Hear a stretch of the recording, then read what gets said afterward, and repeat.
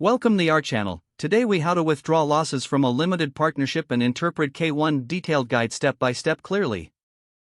To withdraw losses from a limited partnership, start by understanding your partnership agreement. Review the terms regarding loss allocations and distributions carefully. Note any specific procedures outlined in the agreement for withdrawing losses. Next, gather your K-1 forms for accurate reporting. The K-1 form details your share of the partnership's income, deductions, and credits for the year. Identify the losses allocated to you on the K-1. These losses can be used to offset passive income on your personal tax return. Ensure you meet the material participation requirements if claiming the losses. If you do not materially participate, your losses may be considered passive. Consult IRS guidelines to understand how passive losses can be applied. Prepare to report the losses on your personal tax return using Schedule E. Enter the losses from the K-1 into the appropriate sections of your tax form. Consider whether you need to carry over unused losses to future years. If so, be mindful of the rules regarding carryover amounts. Keep good records of all related documents for tax filing. You might want to consult a tax professional for more complex situations.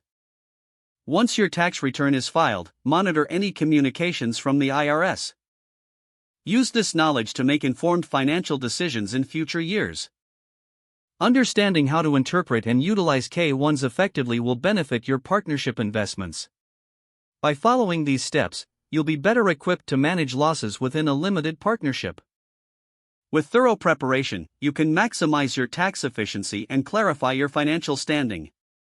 If the page does not load, refresh the browser or try again in a private or incognito window. Make sure you are using the correct email address, then retype it carefully to avoid small typos. If your password is not accepted, use the reset option and create a new strong password you can remember. Check your spam folder for verification or security emails, then complete any requested confirmation steps.